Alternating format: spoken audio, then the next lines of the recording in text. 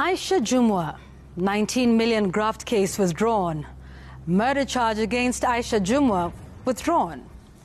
Case against former Kenya Power MD Ben Chumo, Ken Tarus and 10 others withdrawn. The charge of rape against Mithika Linturi withdrawn. Businesswoman Mary Wamboi had a 2.2 billion shilling tax case against her withdrawn. Another case in which she was charged with illegal possession of firearms and ammunition also withdrawn. Former NHIF boss Jeffrey Mwangi, alongside 13 others, also had graft charges against them withdrawn in a 1.1 billion shillings graft case. In November last year, the DPP made a decision to withdraw corruption charges against former Samburu Governor Moses Lenol Kulal. But he later had a change of heart and rescinded this decision, opting to allow the case to go on to its conclusion in the courts. But you see, it's not just withdrawal that is affecting the office of the DPP. You see, in December last year, the courts acquitted former Nairobi Governor Mike Sonko of corruption and money laundering charges during his time as governor. The court also released his co-accused, Anthony Otieno Ombok. The court cited, get this, a defective charge sheet, stating that the evidence did not meet the threshold needed to prosecute the accused. That's not all. Joe Sang, the Kenya Power Managing Director at the time, was acquitted of corruption charges related to the 1.9 billion shillings Kisumu oil jetty project. He was acquitted for lack of evidence. Also acquitted were Gloria Kafafa, Vincent Korir, Nicholas Gitobu, Billy Aseka, and Samuel Odoyo. Now, I have one last illustration before I make my point. Businessman Humphrey Kariuki had his tax evasion charges quashed by the High Court in May. All of these, ladies and gentlemen, point to something. Just what is going on at the Office of the Director of Public Prosecutions? What is driving all these withdrawals of cases against high-profile individuals?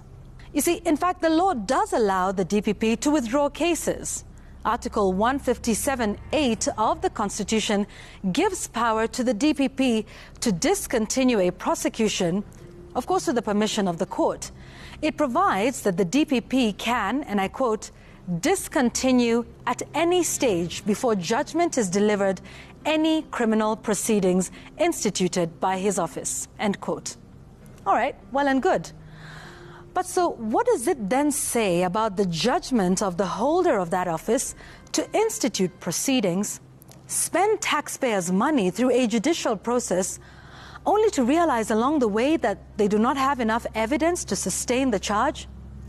Does that not point to a competence issue?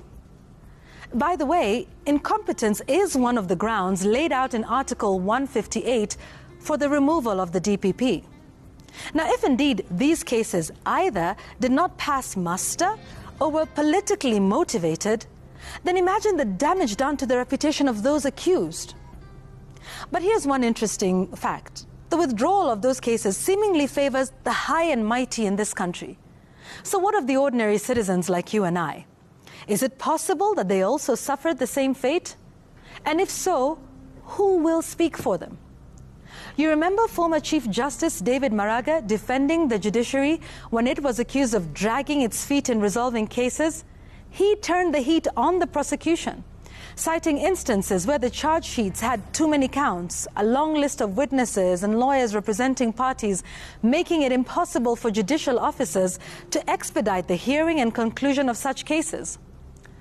Folks, there has clearly been quite a number of issues raised about how the office of the DPP has conducted itself. You see, whatever we are told as Kenyans, these are the facts as they stand. Every case that is being withdrawn today was first presented and even prosecuted by the very same DPP. And folks, we do not have any reports, images, or even videos of gun-to-head moments.